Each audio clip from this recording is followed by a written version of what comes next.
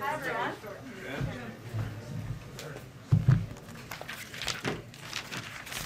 I have a couple of items for all of you at the top. I wanted to take a moment to recognize the passing of Metropolitan Police Officer Gunther Hashida and Officer Kyle DeFreidig, two officers who bravely defended the Capitol both during and after the insurrection on January 6th. Their deaths are a sad reminder of that shameful day in our country's history and of the physical and mental scars it left the officers who risked their lives to protect our Capitol and our democracy. We heard firsthand last week from some of those who served on that day, and their testimony reaffirmed the incredible bravery they showed in the worst possible circumstances. Their passing also reminds us of the remarkable courage of the men and women in law enforcement who serve with honor and leave home each day, not knowing what risks they may face, but are determined to protect their communities. We're indebted to their services, and our thoughts to go out to the friends, family, and loved ones of the two officers. And we want to remind those who are struggling that help is available 24/7. Please reach out to the Suicide Prevention Lifeline at 1-800-273-8255. I also wanted to mark that today is 2 years since the mass shooting in El Paso that killed 23 people in a terrible act of domestic terrorism that targeted a city defined by its diversity and rich Hispanic heritage.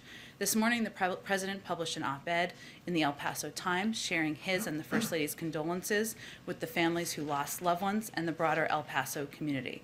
And he wrote about how today is a somber reminder of the unfinished work to heal the soul of this nation and end the epidemic of gun violence that is taking lives and shattering communities. The President and Vice President are currently meeting, as you all know, with 12 Latino leaders in the state dining room at the top. You heard the President speak at the top of the meeting, of course. During the meeting, the President will speak about the work we must do to counter domestic terrorism and the spread of hate-fueled violence in every form and end the scourge of gun violence in America. They will also talk about the President's Build Back Better agenda and how it will benefit Latinos throughout the country, our economic recovery, voting rights, and immigration. Also wanted to note that today we are marking Black Women's Equal Pay Day, which marks how far into the year Black women working full-time need to work to earn what their white, non-Hispanic male counterparts earned in the previous year. It takes a Black woman nearly 20 months to earn what a white man made in 1 year for the same work.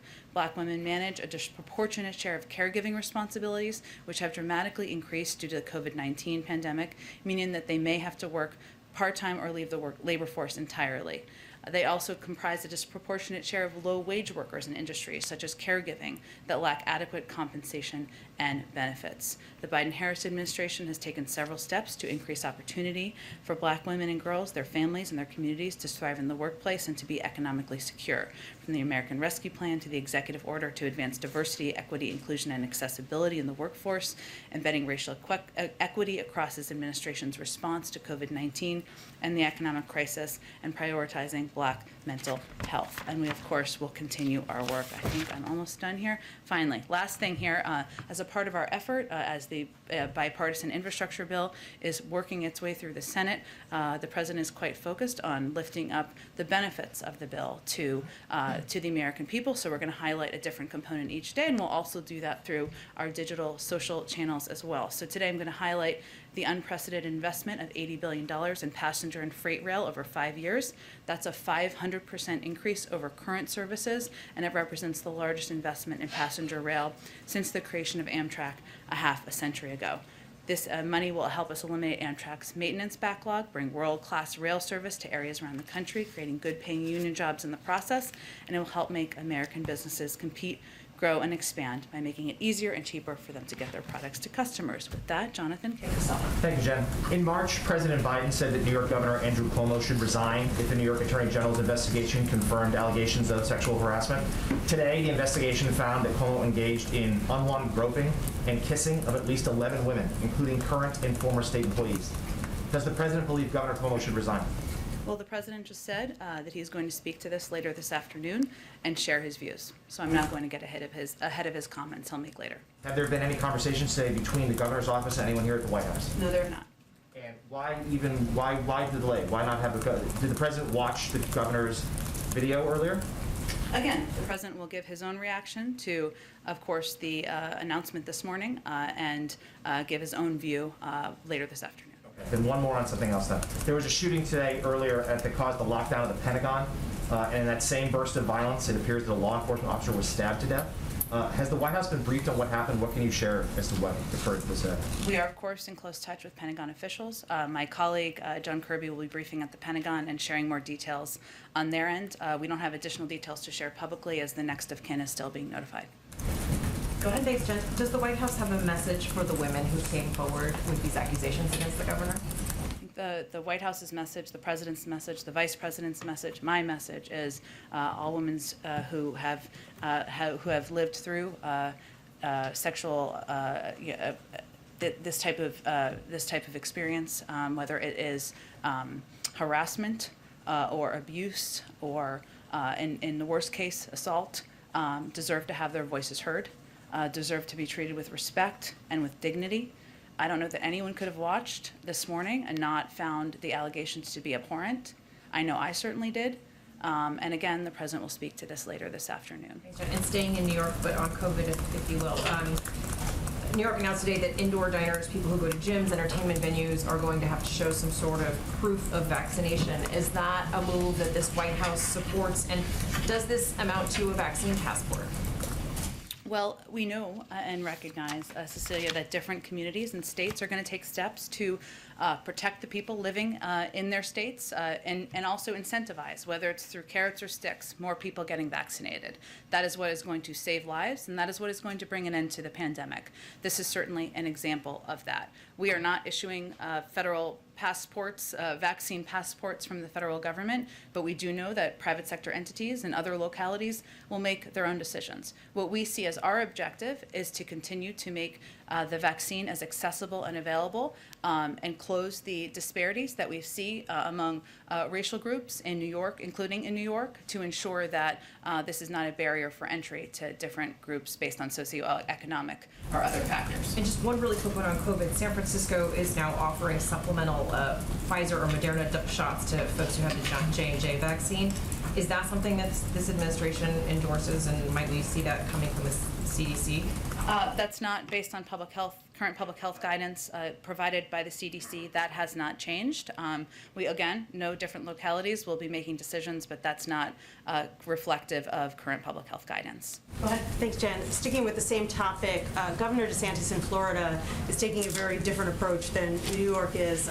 Florida just hit another record today of COVID cases, and yet he's pushing back on local municipalities that are trying to impose new mask mandates and other means of keeping people protected. Does the White House have any reaction to Governor DeSantis, and particularly to his point that this is just seasonal in Florida because people are hot, so they're staying indoors and transmitting the vaccine?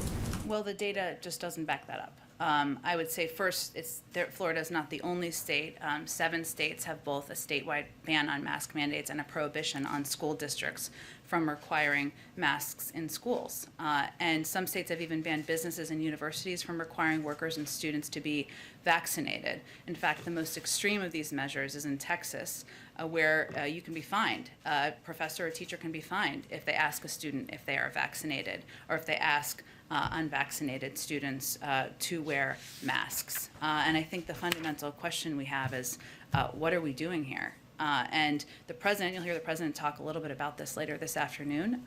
His message is going to be, we're all in this fight together, whether it's Democratic or Republican governor. And I will note, most Republican governors are doing exactly the right thing and advocating for and taking steps to advocate for more people to get vaccinated. But if you aren't going to help, if you aren't going to abide by public health guidance, then get out of the way and let people do the right thing to lead in their communities, whether they are teachers, university leaders, private sector leaders or others who are trying to save lives. And beyond sending messages like the president will do later today, what is the administration doing to actually communicate or work directly with some of these state officials? Sure. Well, I would first say that we are continuing to send surge teams out, and we are in touch with a range of states and leaders in those states about how we can provide assistance that's going to help them directly. So let me give you an example, or a couple of examples, I should say, of some of the states that have been hardest hit. We've actively been engaged with the governor's office in Florida to describe and offer federal support in areas like testing,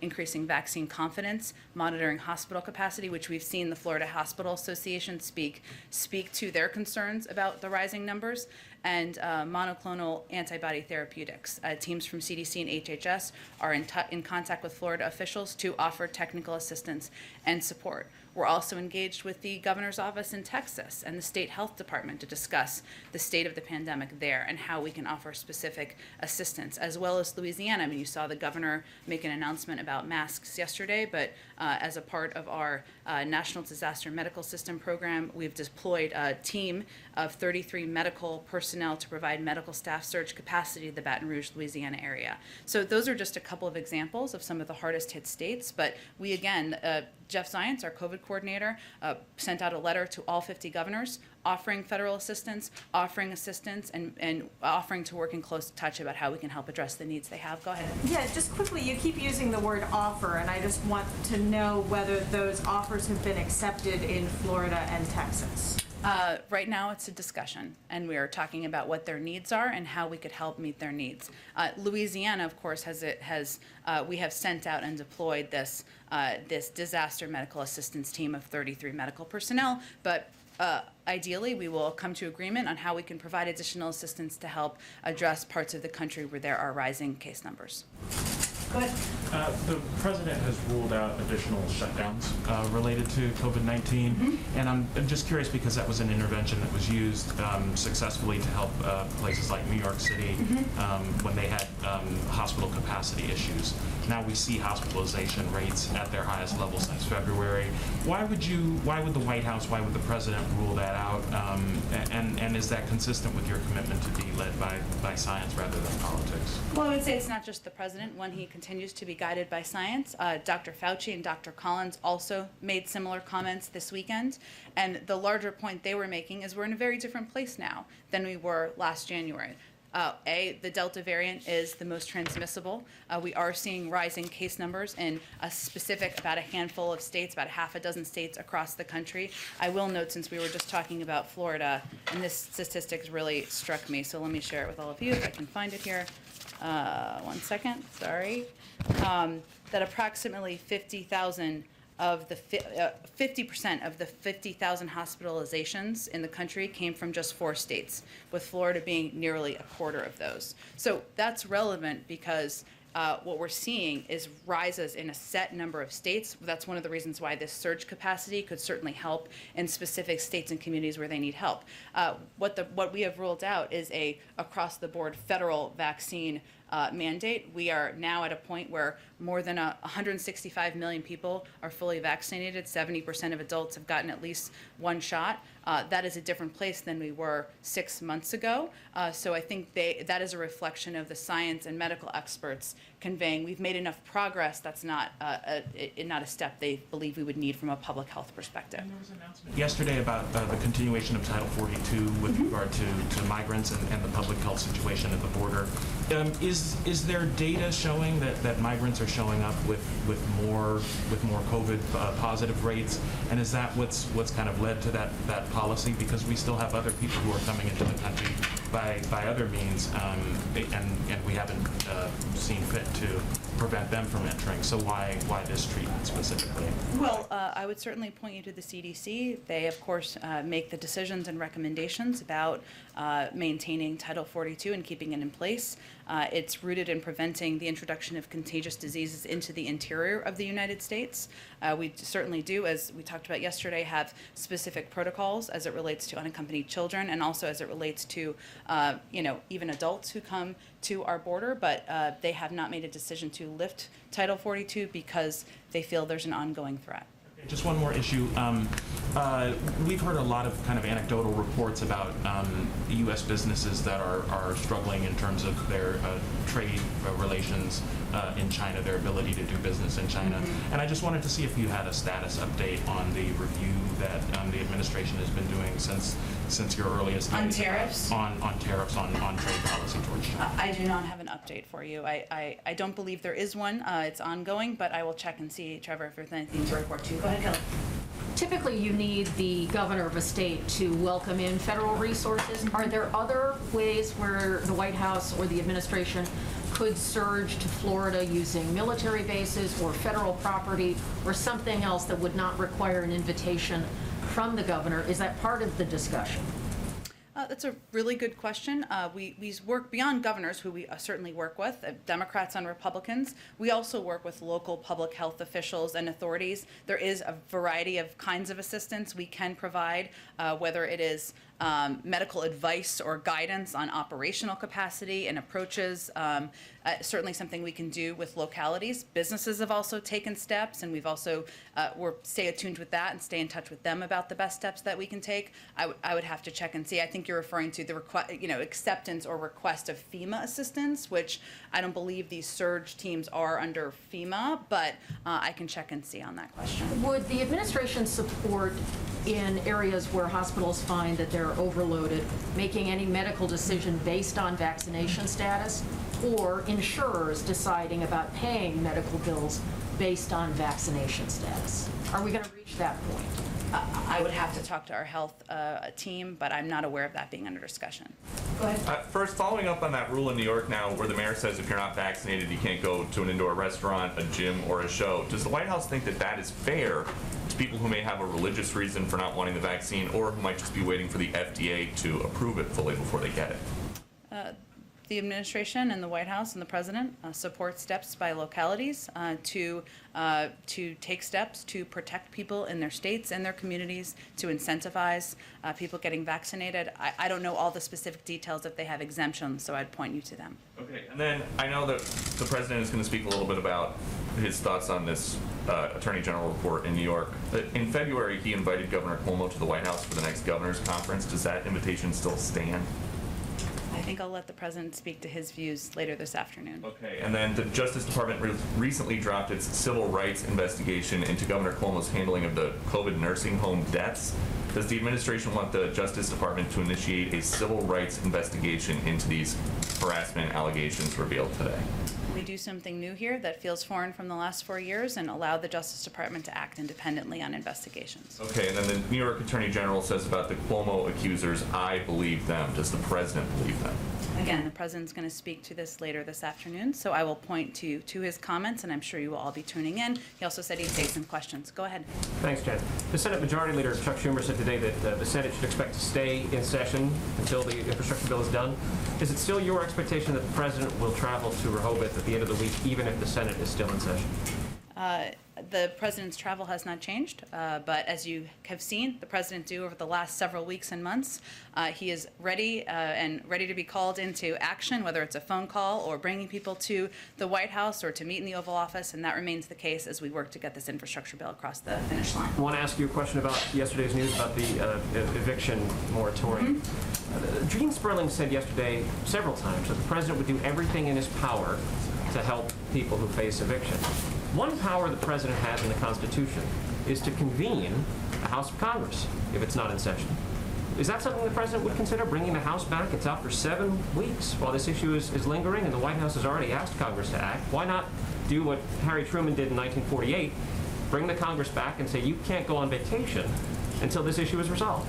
Well, I think the key here is you need the votes in order to support a piece of legislation passing. I am not a vote counter, but I would point you to the Speaker's office to see if that exists. But I will say what the President was referring to is his ask over the weekend of the CDC to look into any legal authority, any option they have, perhaps a narrower approach, perhaps a short-term extension. This was never meant to be permanent, as we know. That's what you need legislation for, and to see what is possible. They are continuing to do that. I will certainly leave it to them to make any announcements about what they have found. I will note that one of the steps that he has really pressed his policy team on, that Jean spoke to yesterday, are the states getting this money out into their communities, because there is enough money out there for states across the country to extend the eviction moratorium from a state level, even without federal action. We've seen Texas provide over $300 million in rental and utility assistance in June alone, and has distributed most of the assistance. That's a positive step forward. Virginia has distributed the second most assistance and has implemented efforts to address incomplete applications with outreach phone calls. Illinois did not report making any assistance payments between January and May, but delivered over $95 million in utility and rental assistance in June alone. So I use this as an example because there's a great deal, tens of billions of dollars, that can still be spent by states. It is too slow. We made some progress in June, but we are really pressing states to get this money out and to extend the eviction moratorium from a state level. Go ahead. I have a couple on eviction. To start with, you mentioned the NPD officers tragically passed away. The Senate just cleared a bill giving congressional gold medals to everybody who responded on January 6th. When the president signs that, are you guys considering inviting any of the officers to the White House? It is a great question. I have not talked to the president about that specifically, but let me see if we can get more information on that this afternoon. Okay, and then two quick ones on eviction. I'm mercifully not a lawyer. Me neither. There may be some in here. I don't know. Very disappointing to my parents. But in terms of the legal analysis, based on where, I understand what you guys are saying on what Kavanaugh put in his opinion, but that does not change the fact that as it currently stands, the president can extend if he wants to.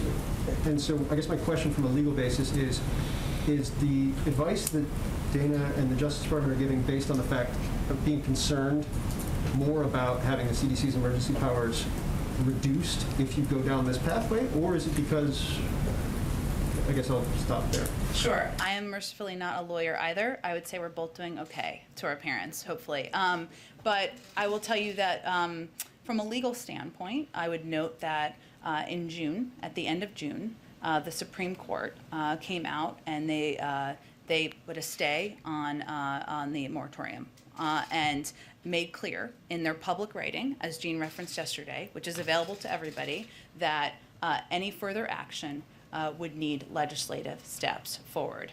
We also indicated, as a result, that the third extension of the moratorium that the CDC did since January would be the last extension. In addition, there are concerns about what the impact could be on the long-term capacity, authorities, I should say, of the CDC. Their team is looking closely, carefully, their legal team has been, since the president asked them to on Sunday, at what our options are here. That was a broad federal moratorium. There have been good questions raised about whether it can be more limited. That was in our statement yesterday, especially given the rise of the Delta variant, which we've seen and has really raised concerns for everybody, us, for members of Congress, for many advocates over the past several weeks. So they are taking a close look at that, or they have been taking a close look at that. But there's been a range of legal factors, and they're kicking the tires. And just one more to follow up on that. Speaker Pelosi's statement after your statement yesterday made pretty clear the enthusiasm was based on the fact you guys are still looking for legal options. Yep. Which Jean was pretty clear last night. The tires that had been kicked up to that point had presented none of them. I guess my question is, I don't understand how this ends. You made very clear the reality. There's no votes on Capitol Hill. This is a huge issue inside the House Democratic Caucus, and you guys don't think you have the legal authority. But how does this end? We do hard things. It's challenging. I will say there are a couple of options here. We are still continuing to look at legal options. That process is not concluded. And again, I would note that in our statement yesterday, we made clear that the president had even raised the question of a partial, limited, short-term extension. This is never going to be permanent, right? It was never intended to be.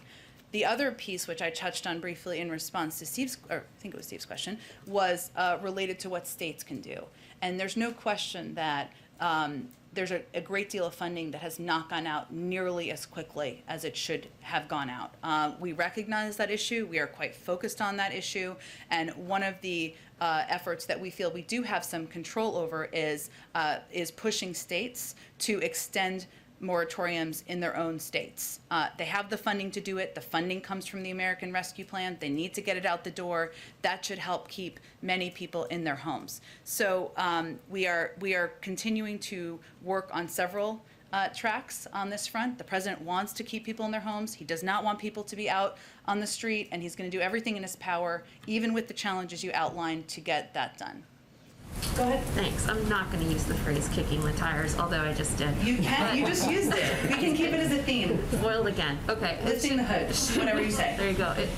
Should we expect anything from the president later in terms of a partial, limited, short-term extension? Is he going to give an update on anything related to evictions at 4? I would say that any announcement, any decision, an announcement would be made by the CDC, and then if they find there is capacity or steps they can take from a legal standpoint, I'm sure this president would speak to it.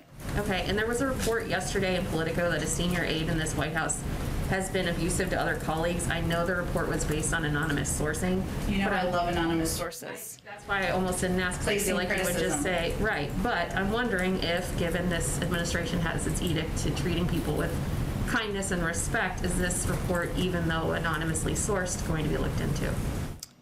First, I would say that I've worked with now over the last 6 months, even as a newbie into the Biden orbit, the individual named by anonymous source. He's been nothing but supportive and communicative, and that's been my experience. You know, it's hard to look into anonymously sourced reports. I'm not aware of that being the intention. Go ahead. Thanks, Jen. In July, we likely saw a record high of unaccompanied children, again, monthly high, arriving at the southern border, and we've already reached a yearly high of migrants who've arrived at the border. You all have previously explained that this was likely due to a seasonal spike that we've seen, but we're well out of what we would normally see on a yearly average. What is your current assessment for why we're seeing these numbers still well into a very hot summer? We've said that was one of the factors, and it is typically one of the factors seasonally. We saw a big uptick in the spring, which you see every other year or so.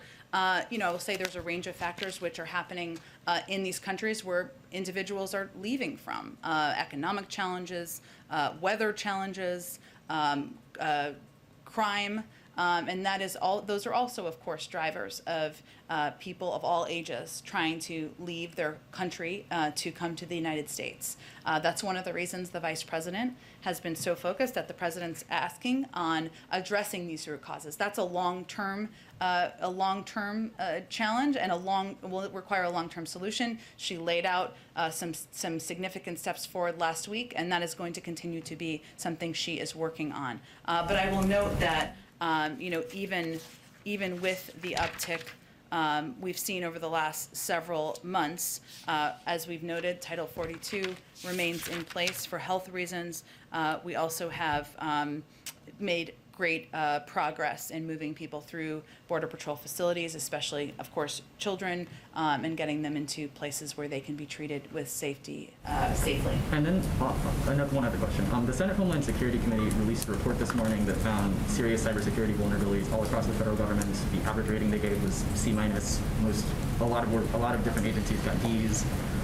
Does the White House agree with that assessment? And then as Senator Portman stressed, are you all willing to take some of the considerations or recommendations that they put in the report into account? For instance, creating a coordinating body or just requiring more stringent cybersecurity regulations around? I have not taken a look at the report, and I'm not aware if our team has or not, but I'm happy to see if they have a reaction to it. Why don't I go to the back just so I can confirm? Go ahead. Thank you, Jen.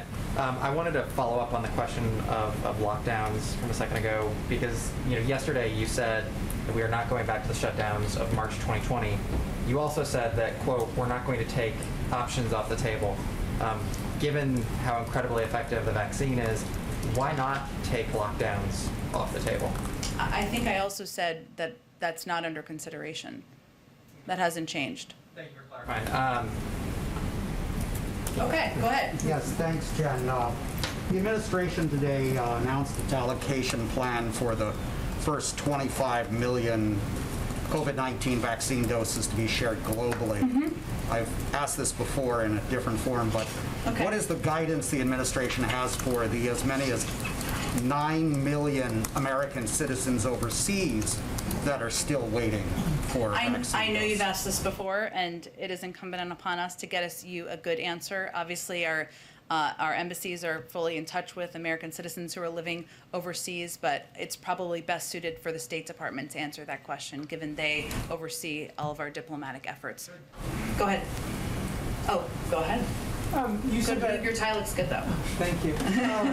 You said that the administration supports New York City or locality steps to do what they need to keep their residents safe. Given the success that foreign countries have had in mandating vaccines, obviously New York is taking this step. Has there been any more discussion inside the White House about actively encouraging city and states to take steps like New York did today? We work very closely with governors and localities about what steps they're considering and what steps are appropriate to help protect people in their localities and save more lives. But I don't have any additional considerations to preview for you. So the president's not going to weigh in one way or the other whether he supports mandating vaccines in the way that other countries. We support steps by private sector entities. We support steps by localities to save lives, protect their communities, incentivize more people getting vaccinated. And then just one more on the eviction moratoriums. Does the president have any plans to speak with Representative Bush or any of the other lawmakers that are outside the Capitol? I know that the representative spoke with the vice president yesterday as she was in the Capitol, but does the president have any plans to speak with her? I don't have any plans to preview for you. As you noted, the vice president was leaving the Capitol yesterday, and she spoke briefly with Representative Bush. We are in regular touch with a range of members of the Progressive Caucus on a number of issues, including, of course, this important issue. We were late last week into the weekend and yesterday, White House officials were in touch with Speaker Pelosi, various members, including Representatives Cori Bush, as I noted, Representative Jayapal, Gomez, Presley, and the CPC Executive Director. And Representative Bush certainly shared her firsthand account of being evicted and explained what this meant to her, which is something that stuck with the people she spoke with. So we will remain in close touch. That will continue. I don't have a call to preview for you at this point in time. Go ahead. Thank you, Jen. The White House has stressed that it's following the health and the science when it comes to COVID-19, and that has been the basis for the ongoing international travel restrictions. But what is the health or scientific basis for the travel restrictions on vaccinated individuals from Europe or Canada or other nations when people who are unvaccinated from other countries are allowed to come into the United States?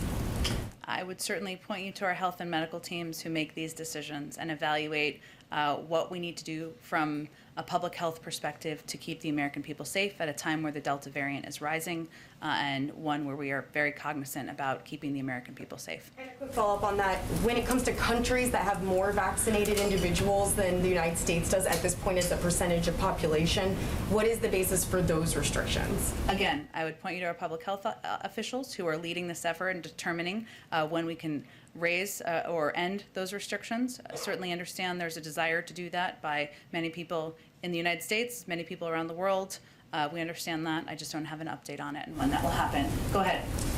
Thanks, Jen. It was just a little over a month ago that the president traveled down to Surfside. He actually sat side by side with Governor DeSantis. They both praised one another for their respective handling of the disaster situation there. I'm wondering if there has been any further direct communication between the president and the governor, and might the president consider speaking with the governor specifically about what we're seeing in terms of the rise in the hospitalizations and this developing situation with COVID? Well, if we thought it would make a difference, I'm sure he would. But I would say that the president feels you can praise leaders for taking some steps, as he did in that scenario with that tragedy at Surfside, where many people's lives were lost, many families were suffering, while at the same time expressing concern about their handling of a pandemic, which is what we're doing in this regard. But I don't have any expectation or prediction of a call between them. Shied away from calling out, for instance, social media companies for their roles in the spread of disinformation, for instance. Does he feel that Governor DeSantis bears responsibility for a situation with regard to hospitalizations that is an outlier compared to the rest of the country? Well, I think you'll hear him talk this afternoon about where he's seeing the biggest challenges in the country. But I think any call we make, we do through the prism of what we think is going to result in action and result in a positive outcome. And they're calling out social media companies, and the fact that they can take additional steps is one thing, but we certainly are still open to working with governors of all political stripes to help address the pandemic. And our objective and our hope would be to work in partnership and not get into a food fight. Go ahead. Thank you, Jen. Oh, go ahead. And then I'll go. Okay, yeah, that's fine. Go ahead. All right. There's been a second incident involving oil tankers opposite the Gulf of Oman today. Fingers pointed to Iran. Do you believe that Iran is threatening international shipping line? And today, Iran the new president has taken office. Do you think that the White House can work with the hardliners, especially that we still don't know if you guys are going to go to the seventh round of talks in Vienna? Sure. Well, first, we're monitoring this developing situation, and we are in close touch with London and other partners who around the world who are also monitoring. The first reports are deeply concerning. We are fully engaged and will be as the situation is developing. I would say that as it relates to whether we can work with, I think our view, as I mentioned yesterday, is that every single challenge and threat we face from Iran would be made more pronounced and dangerous by an unconstrained nuclear program that continues.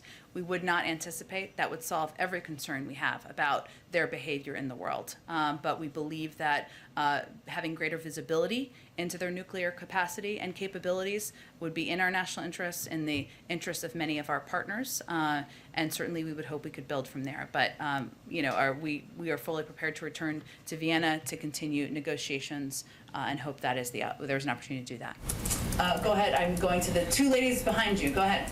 I wanted to ask about the infrastructure bill, specifically the Reconnecting Communities program that's in there. The president asked for at least $20 billion with a B in the American Jobs Plan, and the bill has it at $1 billion. I wanted to ask if that's enough to do what you want with the program or reach the program's goals, and if you're going to pursue funding for it through another path. Yeah.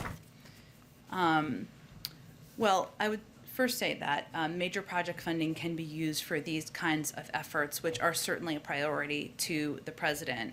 And this is the first time in American history that the federal government has taken on the effects of the 20th century practice of placing roads or other infrastructure in ways that deliberately interrupt the hearts of Black communities, like what happened in New Orleans, Syracuse, and cities across the country. So we are certainly, I know the president proposed a greater amount of money. Part of coming to an agreement is compromise, but we also believe that project funding for other projects that's a part of this package could be used to address the division of communities and further our equity objectives. So would you then, if some of the programs are grant funding or something, would you prioritize reconnecting communities to be able to use that funding for the purpose that you wanted? Well, we're kind of not at that point right now, but I certainly think there is room for funds from project funding that is included in this package to help address this key priority of the president's. Thank you. Go ahead, Shelby. Thanks, Jen. So I wanted to ask about the New York City proof of vaccination. So New York City data shows that the rate for Black New Yorkers is sitting at 31%, which is a lot lower than some of the other percentages. And this is similar to the national level, according to CDC data. So is the White House concerned at all that the burdens imposed by governments and businesses like this New York City proof of vaccination is going to fall heaviest on these minority communities? Well, I would say, Shelby, that it's our objective to continue to close that equity gap and to make sure we are, as a federal government, working in partnership with states like New York, cities like New York City, to make sure we are making the vaccine accessible, available, we're meeting people where they are, we're partnering with the right public health officials, and we will continue to do exactly that, because we certainly don't want this to be a barrier of entry for communities. We also believe that at a time where the Delta variant is spreading like wildfire across the country, especially to unvaccinated communities, that it's important, and cities and communities should be able to take steps to incentivize get more people getting vaccinated. Go ahead. I have a question on the eviction moratorium. Sure. Some states are reporting a lot of logistical problems in dispersing their funds, from websites getting overloaded and crashing to renters not being able to track down all the verification documents. What is this administration doing, or what can it do to make the process easier, streamline it, less difficult, make it easier for the states to disperse the funds? Yeah, look, I would say, as Jean touched on yesterday, there is, long before this question about extending the eviction moratorium during a pandemic, there have been a lot of challenges and issues with our infrastructure as it relates to rental and housing assistance across the country, and this is really bringing that to light. What we have tried to do is work with states in partnership to share best practices. We've hosted 2 summits with 46 of the cities with most tenants at risk to help jurisdictions set up these new eviction prevention programs. We also have a range of experts and officials in the federal government who are here to provide assistance and guidance on how this money can get out. We've seen some progress over the last month. Obviously, more needs to be done, but we are here. We are available. We are ready to provide assistance, to provide guidance to states and localities that need that. We want to work in partnership. Go ahead and back. Jen, can you first tell us, is there any progress on finding an ambassador to the Holy See? If so, what qualifications are you looking for? I don't have anything to preview for you at this point in time. I understand there's still an ongoing interest in ambassadors. I'm sure there'll be more to come very soon. If not later today, we'll see. Go ahead in the back. Jen, I mean, it feels like we're dancing around an issue here, which is how much are Governors DeSantis and Abbott directly responsible for what's happening right now, given that 50 million people live in those 2 states that are, I think Jeff said yesterday, 1/3 of all infections last week were there. So, and how much personal responsibility do they bear? Well, I'm certainly not trying to dance in any way. I think what I said yesterday was that at a point in every leader's life, they have to make a decision about whether they're going to abide by public health guidelines to save people's lives, or whether they're going to be guided by politics. And I will let you all be the judge of that. Public health guidelines are pretty clear as it relates to the benefit of vaccination, as it relates to the benefit of masking for communities that are not vaccinated. And you will hear the president convey later, if you are not going to be a part of the solution, if you're not going to be a part of saving people's lives, then get out of the way and let other people do the job. Get out of the way. That means don't make it harder for people to put requirements on masks or asking for vaccination status into law. Let's see. Go ahead, Eugene, and we'll go next. But I don't know cars. I don't have a vehicle for you. Okay, that's okay. You don't need one. Has the president or anyone from the White House been in contact with Republican senators and leadership over there to talk about the eviction moratorium? We were talking about the House a lot. Obviously, you know, they are the ones that are sleeping outside of the Capitol, but it would take 10 votes from Republicans also to get an eviction moratorium. Are you guys in contact with leadership? We are in contact with Republicans and Democrats about a range of issues, and we certainly welcome anyone in the Republican caucus who wants to work together on an eviction moratorium.